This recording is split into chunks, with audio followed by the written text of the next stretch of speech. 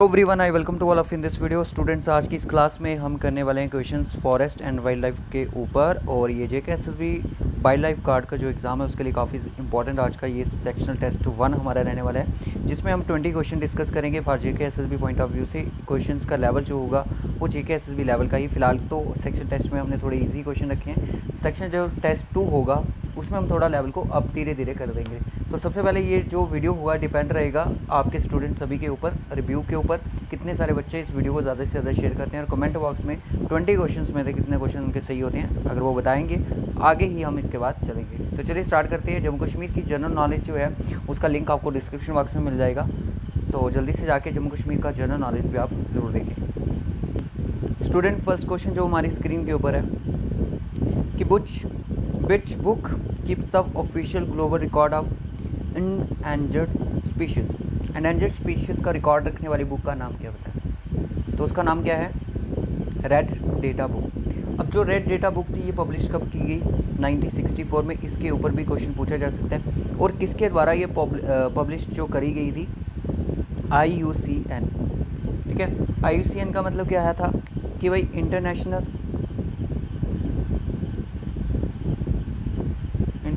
Union for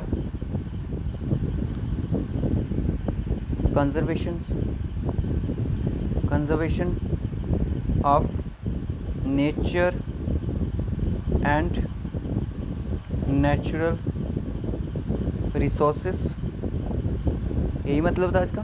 ठीक है, IUCN का। अब ये एक रेड बुक डेटा जो बुक है, इसका अनदर नेम अगर हम इसको जानते हैं तो रेड लिस्ट ऑफ थ्रेटेंड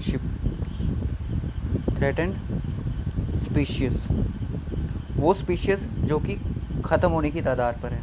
तो यहाँ पे इंडेंजर्ड स्पीशीज़ का रिकॉर्ड जो है आपको रेड डेटा बुक में मिल जाएगा। 1964 में रेड बुक जो है, रेड डेटा वो जो बुक है वो इस्टेब्लिश करी गई बाय IUCN द्वारा। IUCN का जो हेड क्वार्टर है वो कहाँ पे है? IUCN जो है एक ऑर्गेनाइजेशन है, इसका हेड क्वार्टर कहाँ पे है? हेड क्वार्टर की अगर हम बात करें तो स्विट्ज़रलैंड में है, gland Switzerland.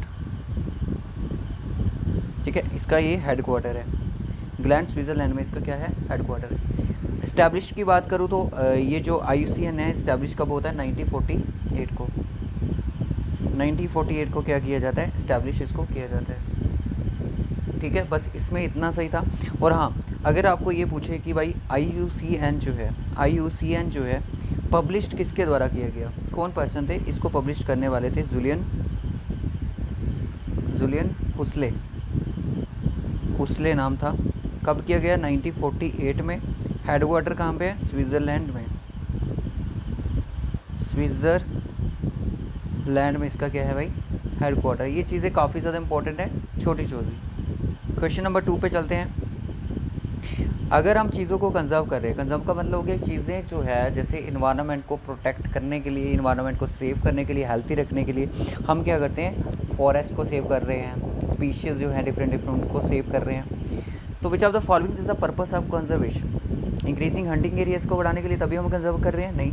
Preserve genetic diversity of the plants, जो भी जेनेटिक डाइवर्सिटी है उसको सेव कर रहे हैं, फिर प्लांट्स और एनिमल्स की जो स्पीशीज़ हैं उनको सेव करने के लिए। Convert forest of farmland, forest को हम फार्मलैंड में कन्वर्ट करें इसलिए कंजर्व कर रहे हैं। Focus on single species only, ताकि हम एक ही स्पीशीज़ के ऊपर फोकस रखें। नहीं, इसका आंसर हो जाएगा बी ऑप्शन।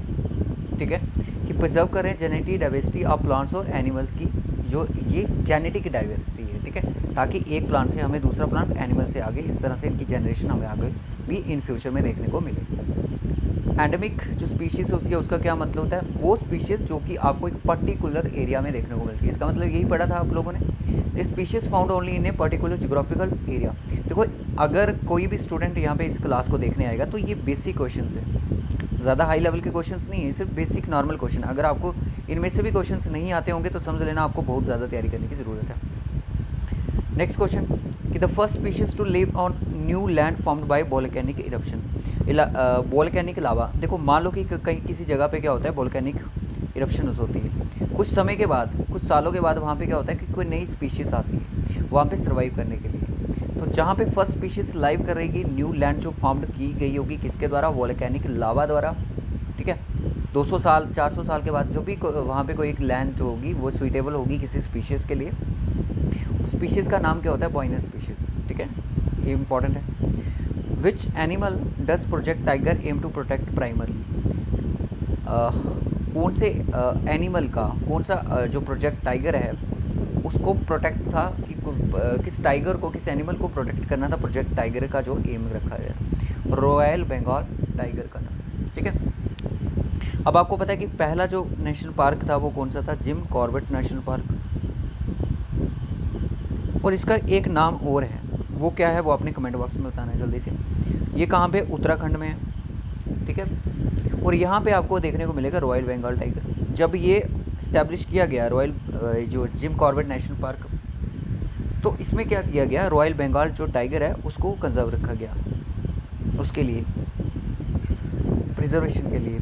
नेशनल एनिमल भी यही है इंडिया का। नेशनल एनिमल अगर आपको इंडिया का पूछा जाए, नेशनल एनिमल ऑफ इंडिया, लो ये भी आ गया। रॉयल बंगाल टाइगर ही क्या है? नेशनल एनिमल ऑफ इंडिया का। ठीक है, what is the nodal agency of Project Tiger card? Project जो टाइगर था उसकी नोडल एजेंसी का नाम बताइएगा। National Tiger Conservation Authority, NTCA is the सही answer. The Project Tiger funding pattern between the state, centre और state is generally. Project Tiger के लिए सेंटर और स्टेट जो फंड करेगा वो किस रेशो में करेगा? सेंटर और स्टेट जो फंड करेगा वो किस रेशो में करेगा? वो फंड करेगा 60 और 40 की रेशो में। स्टेट्स में क्या हो जाएगा? डिवीज़न हो जाएगी, स्प्लिट हो जाएगा। आगे कितना? 90% जो होगा वो कौन करेगा? नॉर्थन ईस्टर्न स्टेट करेंगी। 10% जो होगा वो कौन करेगा? हिमालयन स्टेट करेंगी। याद रखना, ये डायरेक्ट क्वेश्चन आ सकता है। 90% कौन करेगा? North eastern state. ठीक है, 40% में से 90% जो होगा वो कौन करेगा? नॉर्थ ईस्टर्न स्टेट्स, और हिमालयन स्टेट करेंगी 10%। ठीक है, so answer will be option, बिल्कुल सही। क्वेश्चन नंबर 8 के ऊपर बात करते हैं कि which act provides the protection for wild life animals और बर्ड्स प्लांट्स इन इंडिया? कौन सा यहाँ पे एक्ट है जो इस चीज़ के लिए प्रोटेक्ट करते हैं? तो wildlife protection act 1972 is the सही आंसर। क्वेश्चन नंबर 9 पे देखिएगा कि village forest in India are primarily managed by whom? Villages के जो फॉरेस्ट हैं उनको इंडिया में कौन प्राइमरली मैनेज करेगा? लोकल विलेज कम्युनिटीज इनको क्या करेगी? मैनेज करेगी।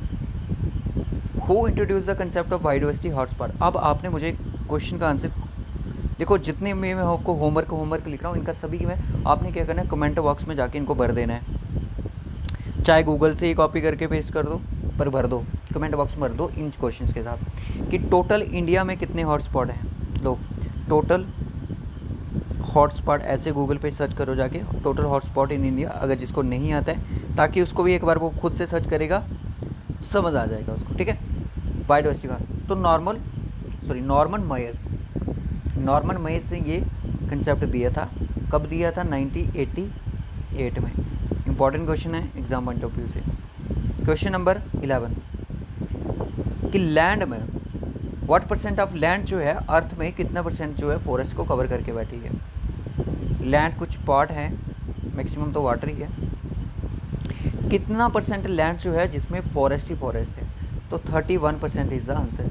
या तो आपको ऑप्शन में 30 दिखेगा या तो 31 दिखेगा। ठीक है, इन दोनों में से ही आंसर होगा। In which of the following years was a Project Elephant launched by the Government of India? Government of India ने प्रोजेक्ट एलिफेंट जो लॉन्च किया गया था 1992 इज़ द सही answer. Which of the following is not the impact of deforestation India? Deforestation India का इसमें कोई भी इम्पैक्ट नहीं है। Drawing of water sources mountains, water sources जो भी है माउंटेन्स में अगर ड्राई हो जाएंगे, क्या इससे डिफॉरेस्टेशन होगा? बताइएगा। लॉस ऑफ बायोडाइवर्सिटी होगी, अगर बायोडाइवर्सिटी का लॉस हो रहा है तो ये भी एक कारण है। अर्बनाइजेशन, सॉइल इरोजन से क्या डिफॉरेस्टेशन होगी? बिल्कुल होगी, तो ये भी सही है। तो यहाँ पे गलत कौन सा है? सी। तो सी को क्रॉस कर दो, अर्बनाइजेशन से कोई भी डिफॉरेस्टेशन नहीं है। विच of the following is the consequences of deforestation? इनमें से कौन सी कारण है डिफॉरेस्टेशन होने के। इंक्रीज इन एटमॉस्फेरिक टेम्परेचर, अगर वो टेम्परेचर इंक्रीज़ कर रहा है तो ये भी एक कारण है डिफॉरेस्टेशन होने का। Increase in the level of CO2, ये बिल्कुल सही, दोनों सेम हो गए। ग्राउंड वाटर लेवल तो ये तो नहीं है, इससे तो इम्प्रूवमेंट मिलेगी। Increase the chance of natural calamities such as floods, drought, सूखा वगैरह पड़ना है, तो इससे भी क्या हो सकता है, बिल्कुल सही। तो A, B, D यहाँ पे मुझे सही लग रहा है। सो ऑप्शन क्या हो जाएगा, C ऑप्शन सही। The project snow leopard, snow leopard जो है जम्मू कश्मीर में बस स्टार्टेड इन, कब स्टार्ट किया गया। अब आपने मुझे बताना है कि स्नो लेपर्ड जो है किस नेशनल पार्क में आपको देखने को मिलता है। JNK में देखने को मिलता है, लद्दाख में देखने को, किस नेशनल पार्क में देखने को मिलता है। ठीक है, इसका आंसर आप क्या करोगे, कमेंट बॉक्स में बता दो। 2009 इसका answer. The main tree species आपको कठुआ फॉरेस्ट में देखने को मिलेंगी कौन कौन सी, बैम्बो और चिर की, देवदार और ऑक की, साल और तीक की, पाइन और सिल्वर फाइट की। So answer will be bamboo और चिर की। अब आपको पता है कि जसरोटा वाइल्ड लाइफ सेंचुरी है JNK में, कठुआ डिस्ट्रिक्ट में, वहाँ पे आपको क्या मिलेगा, बैम्बो मिलेंगे। तो इस वाइल्ड लाइफ सेंचुरी में क्या है, वाइल्ड लाइफ सेंचुरी में क्या है, बैम्बो से। उसके बाद की wildlife week in Jammu and Kashmir celebrated annually in the month of, तो फर्स्ट वीक ऑफ अक्टूबर इसका आंसर है।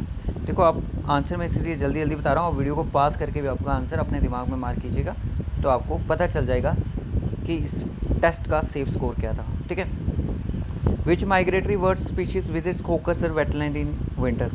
होकसर वेटलैंड कहाँ पे, जितने बच्चे हैं होमवर्क में आंसर, चलो भाई होमवर्क में इसका आंसर बताएंगे। होकसर वेटलैंड कहाँ पे, जम्मू कश्मीर में। ठीक है, साइबेरियन क्रेन जो है ये आपको देखने को, माइग्रेटरी बर्ड्स मतलब कि दूसरी कंट्री से लाए गए birds. Which of the following example is a conservation reserve in Jammu and Kashmir. आपको एक, जितने बच्चे यहाँ पे ये वाइल्ड लाइफ गार्ड के लिए पढ़ रहे हैं, तो वाइल्ड लाइफ गार्ड के लिए आप लोगों को एक टॉपिक सर्च करना है, conservation reserve in Jammu and Kashmir by JK practice. YouTube पे आपको उस पे ऊपर क्लास मिलेगी, जितने भी कंजर्वेशन रिजर्व हैं जम्मू कश्मीर पे आपको उस वीडियो में मिल जाएंगे। सो हिरम जो है कंजर्वेशन रिजर्व कहाँ पे है, ये पुलवामा में है। तो यहाँ पे यही वाली कंजर्वेशन रिजर्व जो है कहाँ पे है, JNK में है, पुलवामा डिस्ट्रिक्ट में। इसका आंसर क्वेश्चन नंबर 20 का, ये भी आपके लिए होमवर्क है। जितने क्वेश्चंस मैंने होमवर्क के रखे हैं सारे के सारे, सभी बच्चे अगर ध्यान से वीडियो देख रहे हैं, इनका आंसर कमेंट बॉक्स में बताइए। नेक्स्ट वीडियो में जो बच्चे सारे कमेंट आंसर करेगा, आंसर जितने भी कमेंट करेगा, उसका हम नेक्स्ट वीडियो में आपके साथ नाम ज़रूर शेयर करेंगे। तो इस 20 क्वेश्चन का आंसर तो मैंडेटरी है करना, बाकी क्वेश्चन जो मैंने बोले हैं उनका आंसर भी मैंडेटरी ही करना है। तो आप लास्ट में मुझे ये बताएं ये वीडियो आपको कैसा लगा, इसमें क्वेश्चंस का लेवल आपको बिल्कुल लो बेसिक लेवल लगा है। तो टोटल क्वेश्चन 20 में से आपके कितने ठीक हुए हैं और कितने गलत हुए हैं, इसका आंसर आपने कमेंट बॉक्स में ही बताना है। तो भर दो जाके कमेंट बॉक्स, जो भी जितने भी मैंने चीज़ें आपको कमेंट बॉक्स के लिए बोली हैं वो सारी आपने कमेंट बॉक्स में भर देनी है। तो इस वीडियो को लाइक और शेयर ज़रूर